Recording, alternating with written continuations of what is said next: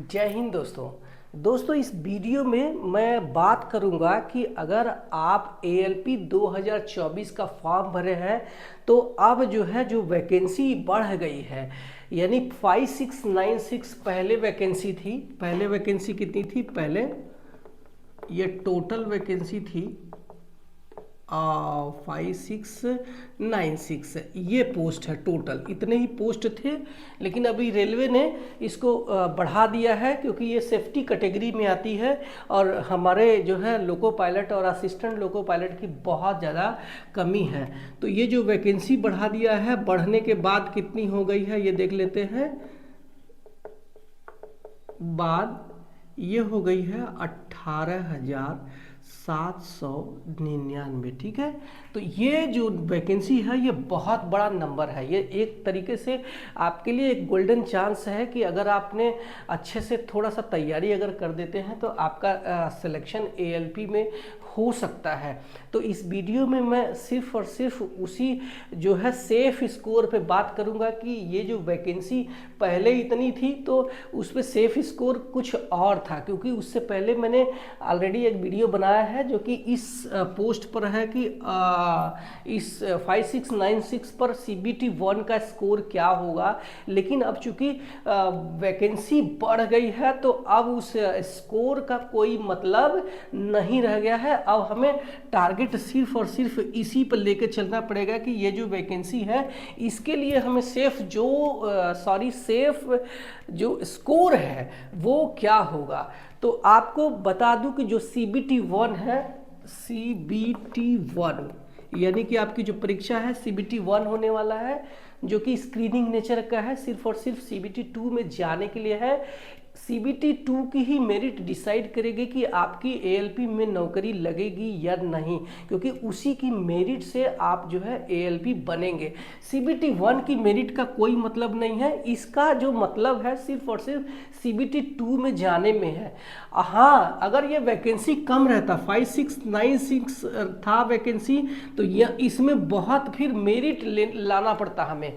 लेकिन अगर चूंकि ये वैकेंसी हमें काफ़ी देखने को मिल गई है बढ़ा हुआ, तो जो हमारा CBT 1 है उसमें जो है आपको क्या करना होगा उस पर हम बात करेंगे।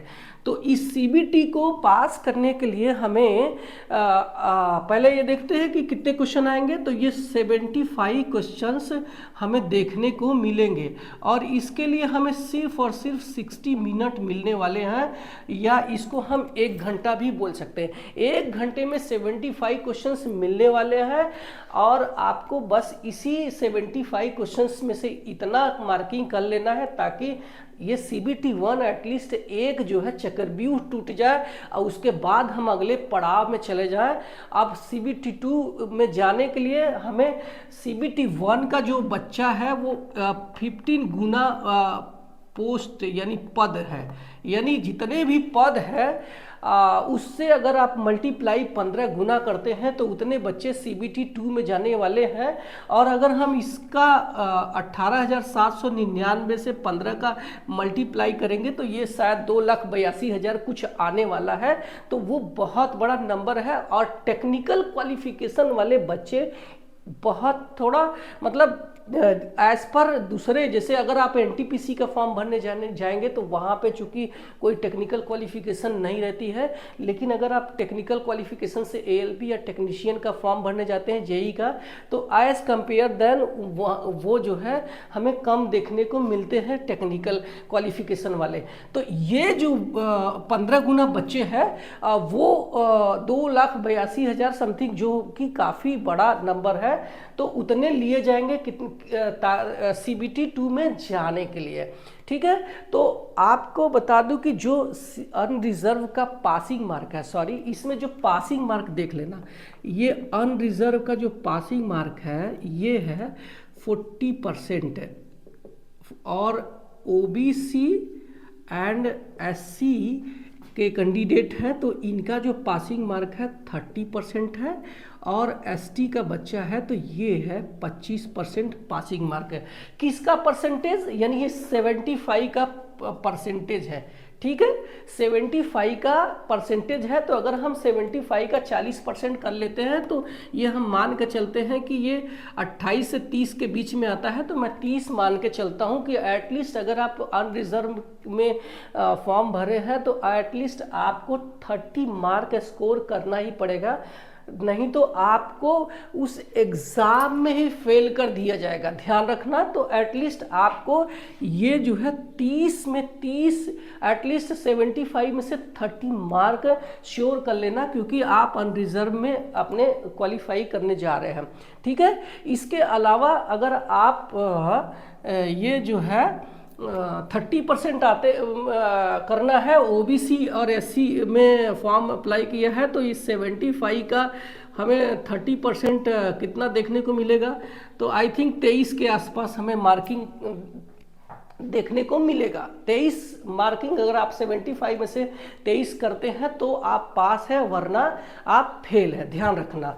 अब एसटी का जो है बच्चा, ये है हमारा 75 का 25%, यानी कि ये भी 19-20 है, मैं 20 मान के चलता हूँ। आप लोग कैलकुलेशन करके रख लेना। ये जो है यहाँ पे आपको 30 लेना है, अनरिजर्व या ईडब्ल्यूएस है, सॉरी ईडब्ल्यूएस का लिखना भूल गया, ईडब्ल्यूएस है तो 30% 30 मार्क, 75 में से ओबीसी एससी है तो 23 मार्क और एसटी है तो 20 मार्क है। इससे कम मत करना, इतना किया तो एटलीस्ट आप पास माने जाते हैं। लेकिन हाँ, ध्यान रखना, रेलवे ये नहीं बोलती है कि आपने स्कोर इतना कर लिया तो आप जो है उस सीबीटी 1 के एग्ज़ाम में पास हो गए।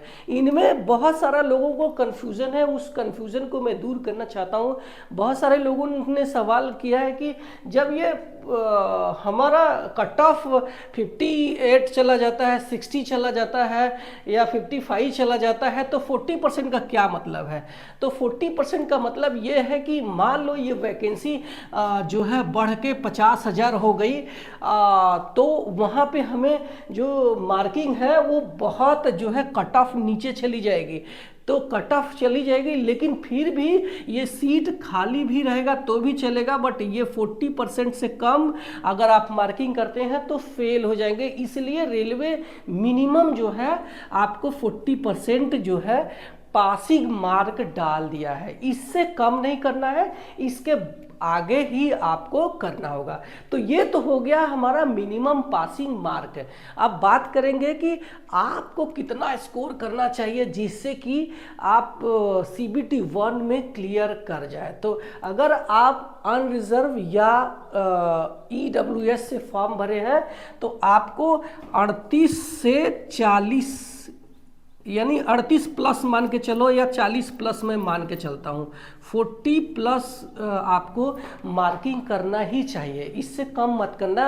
अगर आपको नहीं समझ में आ रहा कि कैसे, तो आप मॉक टेस्ट में चेक करो कि आप कितना स्कोर जा रहे हो। इस 75 में से अगर आप ईडब्ल्यूएस या अनरिजर्व में आ रहे हो तो आप 40 प्लस करके चलना, ठीक है। हम ये मान के चलते हैं कि कहीं कहीं जो है हो सकता है जोन वाइज आपका वैकेंसी अलग अलग है, तो ये जो है 40 से भी कम जा सकता है, ये मान के चलना, क्योंकि इसमें जो है वैकेंसी बहुत ज़्यादा है। और ये सिर्फ एक जोन का नहीं है, 19 जोन है जो भी, और उस सारे जोन का जो है वैकेंसी है, तो हो सकता है कि अलग अलग जोन का जो मेरिट है वो थोड़े से आगे पीछे हो सकते हैं, तो ये थोड़े कम भी जा सकते हैं। इसके बाद हम ओबीसी की बात करें, एससी की बात करें, तो आपका जो ओबीसी का है तो ये मैं मान के चलता हूं कि 37 प्लस करके चलना। और अगर आप एससी में आते हैं तो ये जो ये लिख लेता हूं ओबीसी, ठीक है, और 33 plus sorry for SC candidate, ठीक है। अगर आप एससी में आते हैं तो 33 मार्क प्लस ही करके चलना, इससे कम मत करना। ये सीबीटी 1 जो का स्कोर हो सकता है। इसके अलावा अगर आप एसटी में आते हैं तो आपको 25% जो है पासिंग मार्क अगर आप रहा तो आप CBT 1 स्कोर कर सकते हैं। ध्यान रखना ये मेरिट जा सकती है, क्योंकि 5696 में जो मैंने कट ऑफ बताए थे वो अलग था। अभी स्थितियां बदल गई हैं, ये जो पोस्ट है ये बहुत बढ़ चुकी है, तो आपका जो कट ऑफ है वो नीचे चला जाएगा। एक चीज़ ध्यान रखना, अगर आप ST में आते हैं तो आप ध्यान रखना कि आपका जो स्कोर है, यानी आप RRB अजमेर से आपने फॉर्म भरा है, तो ये जो कट ऑफ है ये 25 से ज़्यादा जा सकती है, यानी 30 प्लस जा सकती है। क्यों? क्योंकि राजस्थान में ये जो ST कैंडिडेट है ये ज़्यादा है, तो अगर आपने वहाँ से फॉर्म भरा है तो आपका जो कट ऑफ है इससे ज़्यादा जा सकती है। मैं ये वीडियो सिर्फ और सिर्फ एक कट ऑफ का एक मैंने अपना एनालिसिस, अपना अनुमान दिया है। अनुमान थोड़े बहुत चेंजेज हो सकते हैं, आप अपनी तैयारी एकदम मजबूती के साथ करते चलना, टेंशन लेना नहीं है, क्योंकि अब जो है वैकेंसी बढ़ चुकी है। तो अब उम्मीद ये करना है अपने आप को कि इस 18,799 में से एक पोस्ट आपका होगा। ठीक है, तो ये वीडियो आपको मैं यहीं पे ख़त्म कर देता हूँ। आपको इसमें से कुछ भी डाउट रहा तो मेरा कमेंट सेक्शन खुला है, आप मुझे कमेंट करना, मैं रिप्लाई करूँगा। और इसके अलावा आप मुझे इंस्टाग्राम में भी मैसेज कर सकते हैं, वहाँ फॉलो कर सकते हैं, और वहाँ भी मैं रिप्लाई करता हूँ। ठीक है, अगले वीडियो में मिलता हूँ। अगर आप मेरे चैनल पे पहली बार आए हैं तो सब्सक्राइब कर लेना। Bye bye.